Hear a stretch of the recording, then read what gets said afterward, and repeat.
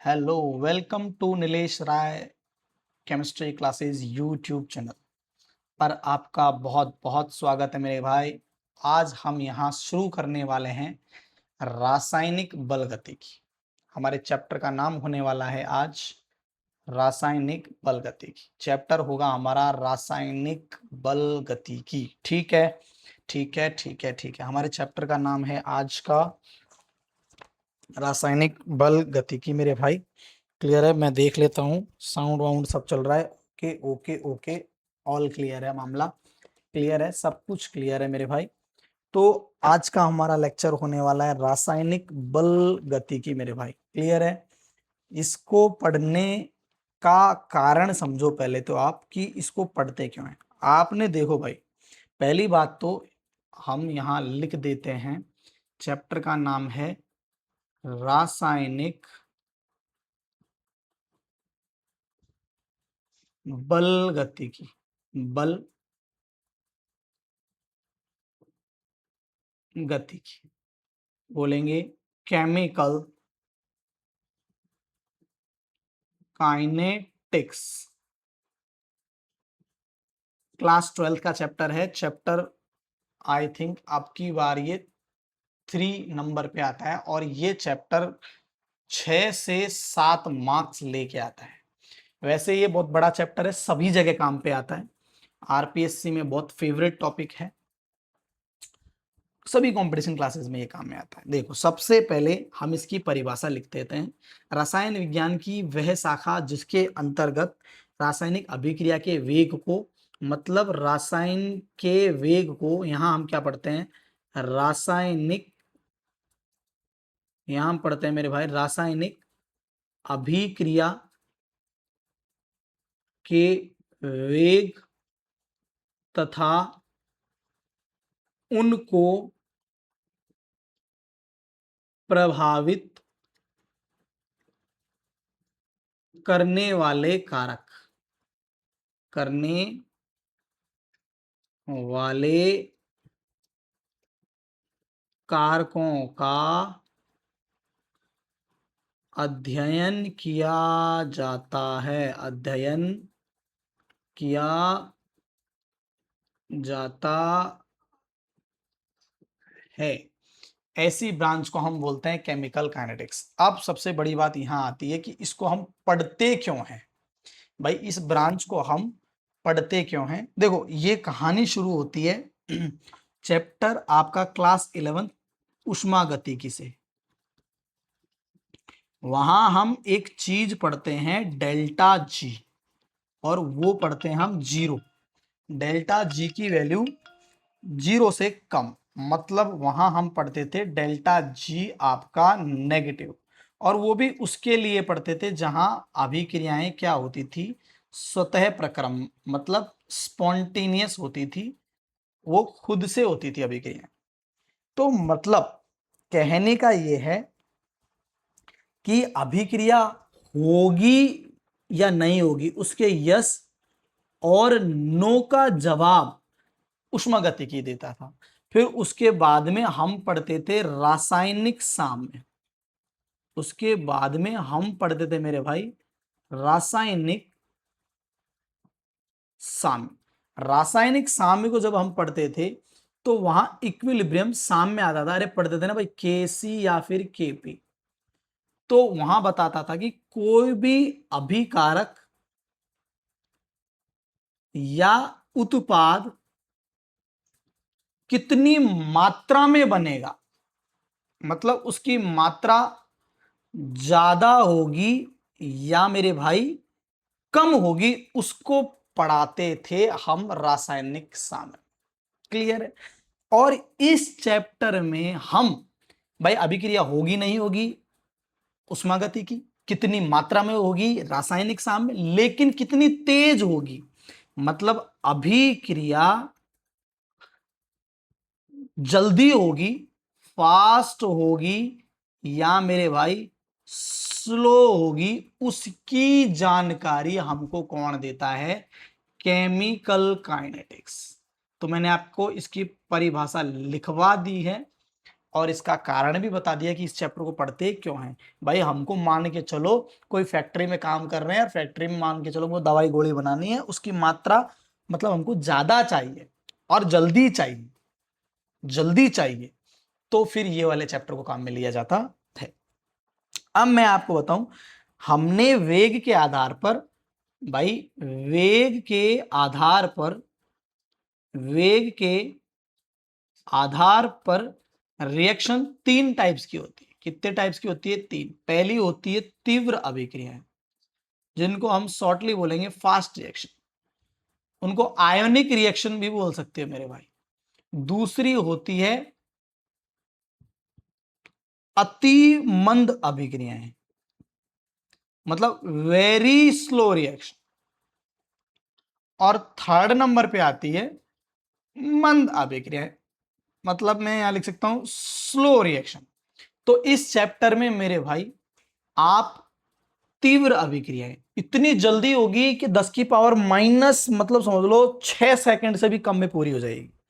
अति ये साल 2 साल महीने लेती है पूरा होने, जैसे जंग लगती है, लेकिन ये कुछ मिनटों या घंटों में पूरी हो जाती है। इनको हम क्या करते हैं? डिफाइन करते हैं। मैं एक एक एग्जांपल लेकर के आपको बता देता हूं। जो फर्स्ट रिएक्शन थी हमारी, कौन सी थी? फास्ट, तीव्र अभिक्रिया थी। उसका एक फेमस एग्जांपल है HCl प्लस NaOH। एरो लगाएंगे हम यहां, आपको बनेगा NaCl प्लस H2। आप ये सब चीजों से परिचित हो मेरे भाई, आप इन सब चीजों से परिचित हो। एक और एग्जाम्पल की मैं बात करूं तो NaCl की अभिक्रिया अगर आप AgNO3 के साथ करवाते हो तो आपको AgCl प्लस NaNO3 मिलता है। AgCl की आपको PPT मिलती है, मतलब अवक्षेप मिलता है। क्या मिलता है मेरे भाई? अवक्षेप मिलता है। तो ये अभिक्रिया फास्ट है, तेज होती है, पता ही नहीं पड़ता। उदासीनीकरण अभिक्रिया है फर्स्ट नंबर की, ये वाली रिएक्शन उदासीनीकरण है, ये वाली रिएक्शन अवक्षेपण अभिक्रिया है। अब हम बात करते हैं 2 नंबर पे, हम बात करेंगे वेरी स्लो। मतलब ये इतनी स्लो होती है जैसे ईंधन का निर्माण हो रहा है, जैसे हीरा बन रहा है, डायमंड बनता है, जैसे मान लो जंग लग रही है। तो इन रिएक्शंस को वेरी स्लो रिएक्शन बोलते हैं। और अब आती है हमारे काम की रिएक्शन, वो है हमारी फेवरेट रिएक्शन स्लो रिएक्शन, मतलब मंद अभिक्रियाएं। इनको मॉडरेट रिएक्शन भी बोल सकते हैं भाई, मॉडरेट रिएक्शन भी बोलते हैं। तो घबराने वाली बात नहीं है, इनको क्या बोलते हैं? मॉडरेट रिएक्शन बोलते हैं। मतलब ये मॉलिक्यूलर रिएक्शन भी है, मॉलिक्यूलर रिएक्शन भी है मेरे भाई, मतलब ये आणविक अभिक्रियाएं हैं। आणविक अभिक्रियाएं, ये सब क्या है? आणविक अभिक्रियाएं। अब देखो मैं आपको बात बताऊं, इन रिएक्शंस को हम, जैसे मैं एग्जांपल दे देता हूं आपको। लो भाई एक एग्जांपल ले लेता हूं, जैसे अपन 2HI ब्रेक हो करके H2 प्लस I2 में जा रहा है, मॉलिक्यूलर रिएक्शन है देखो, आणविक। मान के चलो N2 प्लस 3H2 बन करके 2NH3 बन रहा है। और जैसे मान के चलो एस्टर का जल अपघटन ले लेते हैं, जैसे एस्टर CH3COO C2H5 का हम क्या करवाएंगे? जल अपघटन करवाएंगे। CH3COOH plus C2H5OH। अरे भाई ये माइनस ये प्लस, यहाँ पे एक प्लस और एक माइनस दोनों जुड़ जाएंगे, आपस में बन जाएगा। क्लियर है? आगे इनकी डिटेल में बात करेंगे जब ऑर्गेनिक करेंगे। हम जब ये करते हैं, मतलब आणविक रिएक्शन पढ़ते हैं, तो हम केमिकल काइनेटिक्स के अंदर आणविक अभिक्रियाओं को पढ़ सकते हैं, उन्हीं की स्टडी की जा सकती है। मैं एक बार फिर बता दूं, ना तो तेज अभिक्रियाओं को पढ़ सकते, ना बिल्कुल स्लो अभिक्रियाओं को पढ़ सकते। हम पढ़ सकते हैं बीच की अभिक्रियाएं, जिनको आणविक अभिक्रियाएं बोलते हैं। ऑर्गेनिक रिएक्शंस को हम पढ़ सकते हैं। अब देखो मैं आपको बताऊं, अभिक्रिया की स्पीड कम होगी कि ज्यादा होगी, उसको पढ़ने के लिए केमिकल काइनेटिक्स पढ़ते हैं, और उसे हम बोलते हैं अभिक्रिया का वेग। अभिक्रिया का वेग, उसी को हम बोलते हैं rate of reaction. Rate of reaction मेरे भाई, हम क्या बोलते हैं? Rate of reaction. देखो मैं आपको बात बताऊं, इसकी अभिक्रिया की इसकी जो परिभाषा है वो ये है, इकाई समय में किसी अभिकारक या उत्पाद की सांद्रता में हुए परिवर्तन को अभिक्रिया का वेग कहते हैं। भाई इकाई समय में अभिकारक या उत्पाद की सांद्रता में परिवर्तन में लगने वाला समय क्या कहलाता है? ROR, अभिक्रिया का वेग कहलाता है। भाई कहने का मतलब यह है कि अभिक्रिया तेज होगी, धीरे होगी, पता लगाएंगे केमिकल काइनेटिक्स से। और अभिक्रिया भागेगी नहीं कि भाई प्रोडक्ट निकल के भाग जाएगा, रिएक्टेंट निकल के भाग जाएगा, भाग रहे हैं, दौड़ लगा रहे हैं, गाड़ी की तरह रेट निकाल रहे हैं, वेग निकाल रहे हैं, स्पीड निकाल रहे हैं, वेलोसिटी निकाल रहे हैं। यहाँ पे जो भी होगा ना वो होगा खेल सांद्रता में परिवर्तन से। ये देखो मैं यहाँ अंडरलाइन कर देता हूं, यहाँ जो भी होगा वो सांद्रता में परिवर्तन से होगा। कि सांद्रता बदलेगी उससे हम पता लगाएंगे। सांद्रता मतलब मोल प्रति लीटर मेरे भाई। ओके, अब जब हम लिख देते हैं तो इसको भी हम दो प्रकार से लिख सकते हैं। अभिक्रिया के वेग को हम कितने प्रकार से लिख सकते हैं? दो प्रकार से। पहला वेग लिख सकते हैं अभिकारक की सांद्रता में कमी के रूप में। अभिकारक की सांद्रता में कमी के रूप में, कमी के रूप में मेरे भाई। कैसे लिखेंगे? अभिकारक की सांद्रता में कमी के रूप में हम कैसे लिखेंगे? देखो भाई, आप मान के चलो एक रिएक्शन लेते हैं, R से आपका बन रहा है P। ये कौन है? आपका अभिकारक। और ये कौन है मेरे भाई? उत्पाद। अब देखना ध्यान से, अब यहां देखो कमी, ROR, रेट ऑफ रिएक्शन किसकी लिख रहे हो आप? अभिकारक की। मतलब अभिक्रिया का वेग किसके रेस्पेक्ट में लिख रहे हो? अभिकारक के रेस्पेक्ट में। तो कैसे लिखोगे? R की सांद्रता में कमी, R की सांद्रता में कमी अपोन, देखो ये डंडा ही औंधा हो गया, तो कमी में लगा समय, कमी में लगा समय मेरे भाई। यहां से पेज हम एक और ले लेते हैं, कमी में लगा समय। दूसरा हम लिख सकते हैं उत्पाद की सांद्रता में वृद्धि का वेग। कैसे लिखेंगे मेरे भाई? कैसे लिखेंगे? P की सांद्रता में वृद्धि अपोन, क्या लिखेंगे? वृद्धि में लगा, वृद्धि में लगा समय मेरे भाई। ठीक है, हमारा समय भी देख लेते हैं हम कितना हो गया। 13 मिनट का लेक्चर हो गया हमारा। कोई बात नहीं, अभी तक तो ठीक ठाक चल रहा है। तो ऐसे हम लिखते हैं अभिक्रिया का वेग। तो मेरे भाई हम यहां दोनों टाइप से लिख चुके, दोनों टाइप से लिख चुके भाई। अभिक्रिया का वेग हम दोनों प्रकार से लिख चुके। क्लियर है? अब हम यहां बात करेंगे एक नए वेग की जिसको हम बोलते हैं औसत वेग। हम किसकी बात करेंगे? औसत वेग। देखो भाई, औसत वेग, एवरेज रेट, एवरेज रेट मेरे भाई, एवरेज रेट की बात करेंगे हम। एवरेज रेट लिखने के लिए कैसे लिखते हैं? एवरेज रेट, औसत वेग लिखने के लिए, एवरेज रेट लिखने के लिए, औसत वेग लिखने के लिए क्रिया कारकों की सांद्रता, अभी का ओहो भाई, अभी कारकों की, अभी अभिकारकों की, अभिकारकों की सांद्रता में परिवर्तन अपोन परिवर्तन में लगा समय। इस चीज को समझाने के लिए परिवर्तन में लगा समय। इस चीज को समझाने के लिए हम पूरी ऊपर की स्लाइड पे जाएंगे और वहां एक मैंने डायग्राम बना रखा है। देखो इस चीज को समझना आप, मैं यहां से इसको थोड़ा सा इसी में चलने दे, इसको अपन इस पेन में कर लेते हैं। यहां से देखना आप थोड़ा, मैं इसको और मोटा कर लेता हूं, ठीक है।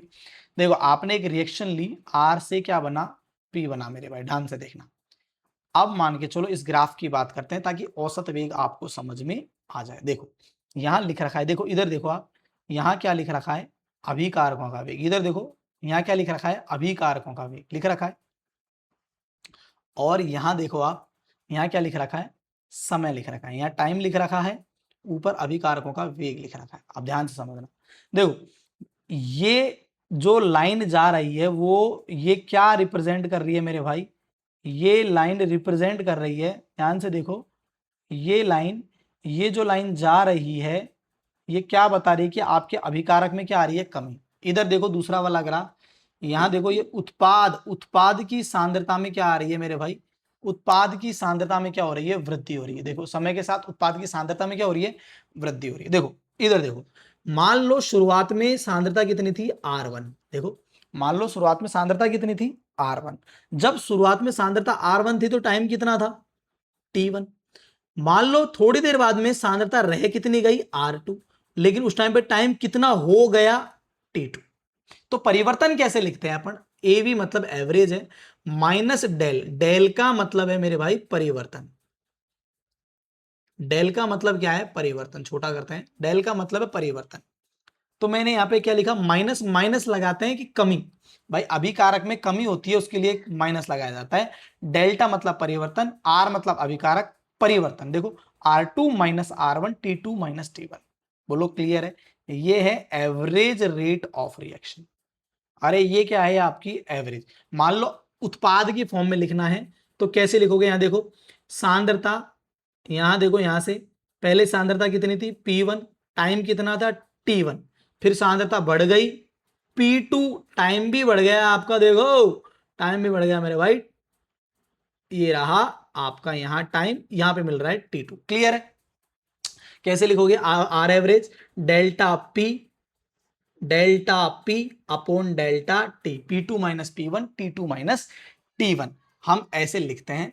अब हम यहीं पे बात करते हैं इंस्टेंटेनियस, तात्क्षणिक वेग, आर इंस्टेंटेनियस। मैं इसको इस पेन से ले लेता हूं, आर इंस्टेंटेनियस तात्क्षणिक वेग। आप कुछ मत करो, आर इंस्टेंटेनियस के लिए डेल्टा की जगह क्या लगा दो मेरे भाई, यहां पे डेल्टा की जगह आप लगा सकते हो डी अपॉन डी टी। अरे यार अवकलन करते हैं ना भाई, छोटे से समय के लिए आपको उस पर्टिकुलर टाइम किसी निश्चित क्षण पर अभिक्रिया का वेग ज्ञात करना है, किसी निश्चित क्षण पर अभिक्रिया का वेग ज्ञात करना है, तो उसके लिए अपन dy बाई डी एक्स लिखते हैं। और यहां जो आपका ढाल, ढाल है स्लोप, ये है ना टेन थीटा होता है मेरे भाई। यहां देखो स्लोप, यहां यहां यहां यहां भी आपका जो स्लोप होगा ये टेन थीटा, ये पॉजिटिव है मेरे भाई, उत्पाद है ना। अरे ये ऊपर की तरफ जा रहा है, ये स्लोप देखो यहाँ, यहाँ ये लाइन है, इधर इस ग्राफ की यहाँ एक लाइन खींची है, ऐसे एक स्पर्श रेखा खींची है यहाँ पे, वो स्लोप नीचे आ रहा है इसलिए वो नेगेटिव में जा रहा है, ठीक है। तो ये हम इस तरीके से लिखते थे। अब हम आते हैं हमारे वहीं पे, तो एवरेज रेट हमने कैसे लिखी, एवरेज रेट कैसे लिखी, delta R upon delta T, minus लगा दो R2 की सांद्रता माइनस R1 की सांद्रता अपॉन T2 माइनस T1। मान लो हमको डेल्टा P लिखना था, delta T P2 minus P1 upon T2 minus T1, यही करते थे मेरे भाई। अगर मान लो हमको तात्क्षणिक वेग लिखना है, तात्क्षणिक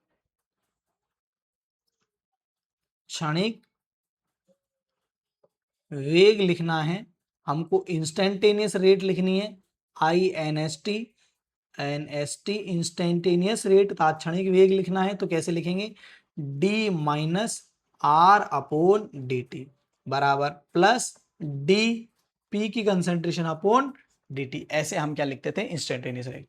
अब मैं एक दो एग्जांपल से आपको इस चीज को समझा देता हूं। जैसे मान के चलो मेरे पास एक एग्जांपल आता है, ध्यान से समझना इस चीज को। अब आप जैसे अपने पास एग्जांपल है 2HI प्लस, ओ 2HI नहीं है भाई,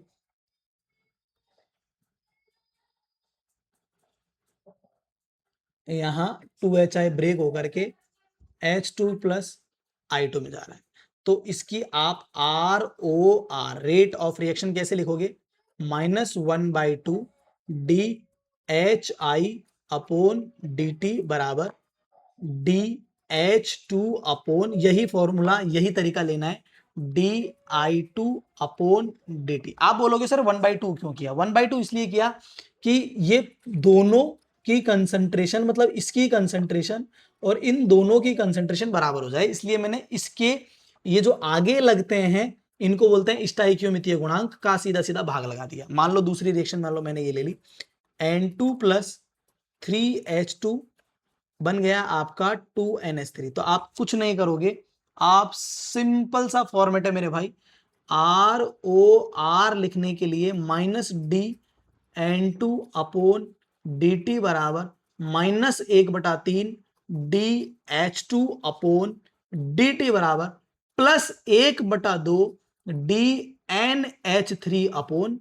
DT। आप हमेशा कभी भी रेट ऑफ रिएक्शन लिखोगे तो ऐसे ही लिखोगे किसी भी रिएक्शन की। देखो यहां पे आप ध्यान से देख सकते हो, यहां पे स्टोइकोमेट्रिक 3 है, यहां पे स्टोइकोमेट्रिक 2 है, उसका मैंने सीधा सीधा क्या लगा दिया? भाग लगा दिया। तो तीनों की सांद्रता क्या हो गई? परिवर्तन बराबर होगा। नहीं तो क्या होता कि इसका 1 खत्म होता, इसका 3 खत्म होता, तब इसका 2 बनता, तो ये बराबर नहीं थे। इसको बराबर करने के लिए अपन ने क्या लगा दिया? भाग लगा दिया। एक लास्ट फॉर्मेट में लिख देता हूं, जैसे मान लो N1A प्लस N2B से आपका M1C प्लस M2D बनता है। तो आपको कुछ नहीं करना, ये स्टोइकोमेट्रिक कोएफिशिएंट है, आपको कुछ नहीं करना। N1 N2 M1 M2 stoichiometric coefficient है। आप कैसे लिखोगे? ROR बराबर -1 upon N1 DA upon DT बराबर -1 upon N2 DB upon DT, concentration के लिए ब्रैकेट लगाया मैंने, है ना, +1 upon M1 DC upon DT बराबर +1 upon M2 DD upon DT। ये है रेट ऑफ रिएक्शन लिखने का तरीका। Thank you so much. इसके बाद में हम बात करेंगे इनके न्यूमेरिकल्स की। तो यहां तक के लिए आप, आई होप अगर आपको समझ में आया है थोड़ा सा भी, तो प्लीज इसको आप क्या करते हैं, लाइक शेयर सब्सक्राइब सब जरूर करो भाई। धीरे धीरे टाइम लगेगा, बट आपको मैं बहुत अच्छे तरीके से डिटेल में बात करेंगे हम। क्लियर है? इसकी PDF भी मैं आपको डाल दूंगा। Thank you.